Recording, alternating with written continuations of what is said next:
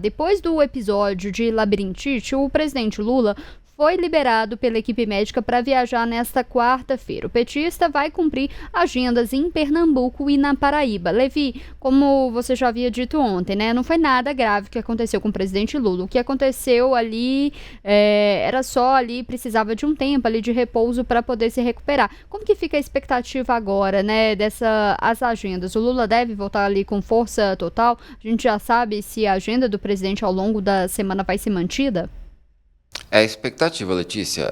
Ontem o presidente passou o dia de repouso ali no Palácio da Alvorada, recebeu um ou outro ministro para reuniões informais.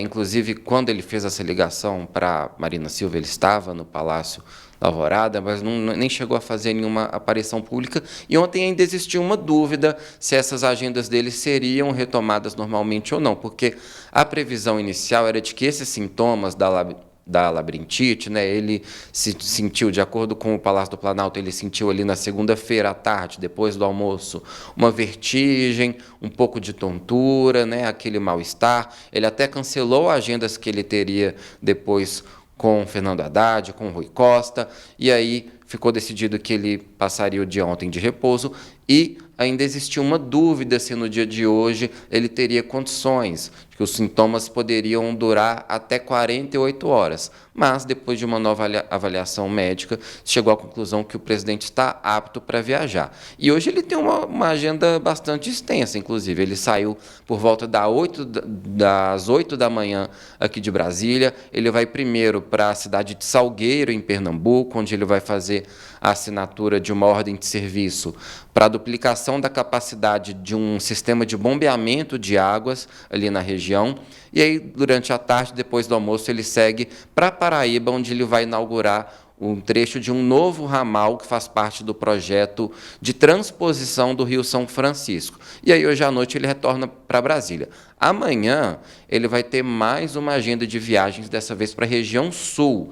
Ele vai primeiro para uma comunidade do MST, do Movimento dos Trabalhadores Sem Terras, ali no interior do Paraná, em Ortigueira, onde ele vai lançar um programa de incentivo à reforma agrária, e depois ele participa da cerimônia da retomada de operações do Porto de Itajaí, em Santa Catarina.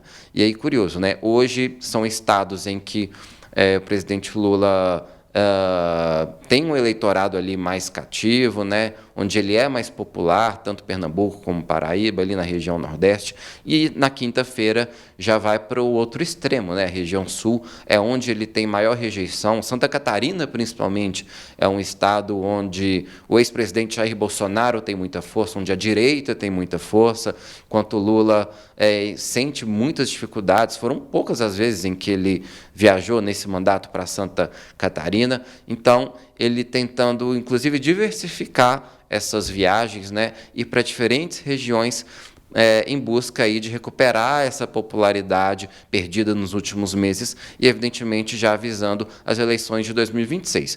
Então, a previsão é que ele retome normalmente as agendas, as viagens, também as agendas aqui em Brasília, no Palácio do Planalto, e que esse quadro aí de labirintite já cessou. E, Levi, você falou aí de toda essa programação de viagem do presidente Lula, mas enquanto isso a primeira-dama Janja também tem outras agendas, né? Hoje ela desembarca aqui em Minas Gerais para cumprir agendas ali no Vale do Jequitinhonha e no norte do estado. Levi, você falou, e ontem também a gente falou isso, que muitas dessas viagens do presidente Lula tem como objetivo as eleições ali de 2026, retomar a questão da popularidade desse governo e essas viagens da Janja. Qual que é o objetivo? E aqui vamos fazer um paralelo ali sobre o papel que a ex-primeira-dama Michele Bolsonaro cumpriu no governo de Jair Bolsonaro. Michele também fazia algumas viagens, mas o objetivo da Janja e da Michele eram diferentes. Qual que é o objetivo dessas viagens da Janja? Pois é, Letícia, a primeira-dama, ela, inclusive já pela agenda oficial, provavelmente já está em Turmalina, no Vale do Jequitinhonha, né, do Vale do Jequitinhonha, ali um pouco mais perto da região de Diamantina, de Capelinha, e hoje, mais tarde, ela vai para Montes Claros, e são agendas ligadas ali ao setor cultural. Ela participa, por exemplo, de uma roda de conversa sobre artesanato junto com outras mulheres, também na Secretaria de Cultura e Turismo do município, e em Montes Claros também agendas semelhantes, e inclusive ela vai estar acompanhada hoje da ministra da Cultura, Margarete Menezes. E acaba sendo inevitável comparar as primeiras damas, né? Até porque tanto Janja como Michele Bolsonaro, elas se notabilizaram por serem primeiras damas muito ativas no debate público, ativas em agendas, só que realmente com princípios, com objetivos diferentes, porque as viagens que Michele Bolsonaro fazia durante o mandato do marido, Jair Bolsonaro, e continua fazendo agora que deixou o governo, sempre visaram ali cativar um eleitorado feminino que Jair Bolsonaro tem dificuldades de acessar. Mesmo um eleitorado feminino ali mais conservador, mais religioso, existe uma certa resistência ainda ao bolsonarismo e à figura, sobretudo, do presidente Jair Bolsonaro nesse eleitorado, e Michele Bolsonaro sempre foi usado como um ativo, porque ela é popular nesse eleitorado feminino e conservador, esse eleitorado cristão. Então, até o próprio presidente do PL, o Valdemar Costa Neto, nunca disfarçou isso. Ele sempre disse abertamente. Quando a Michele Bolsonaro foi nomeada para presidir o PL Mulher, ele falou, não, a Michele Bolsonaro, a gente tem ela aqui para mobilizar o eleitorado feminino e conservador. Enquanto que a Janja não, ela faz muitas viagens ali, ela tem uma conexão mais forte com o setor cultural, né, com os artistas. Ela tem uma relação muito próxima com a ministra Margarete Menezes e também com outras ministras mulheres do governo. Então, ela se engaja nesse tipo de atividade. E a Janja, as pesquisas de popularidade mostram que ela tem uma rejeição grande no eleitorado, inclusive maior que a do próprio presidente Lula.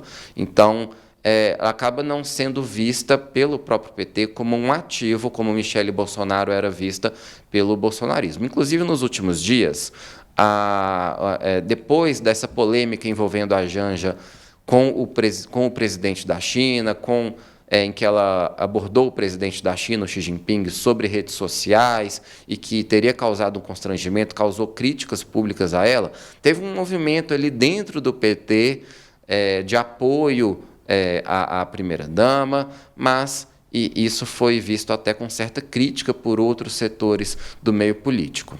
É exatamente isso que o Levi falou, né? A gente vê ali que a Michele Bolsonaro tinha um apelo ali na base eleitoral do ex-presidente Jair Bolsonaro, né? Diferente da Janja, que é criticada ali não só pela oposição, mas dentro do próprio governo ali ela sofre algumas resistências. E a Michele, inclusive, é cotada ali para 2026, de ser ali, levar todo o espólio do ex-presidente Jair Bolsonaro, já que ele está inelegível, quem que poderia suceder, quem que poderia ser o sucessor dele. Tem muitas as discussões, se seria o filho dele, Eduardo Bolsonaro, se seria Michele, se seria outro, o governador de São Paulo, Tarcísio de Freitas. Então, são objetivos diferentes, mas a Janja realmente tem o perfil dela mesmo de participar dessas discussões, o que leva ali muitos questionamentos, né? A Janja não foi eleita, ela pode participar dessas discussões, ela pode representar o governo de todas essas discussões.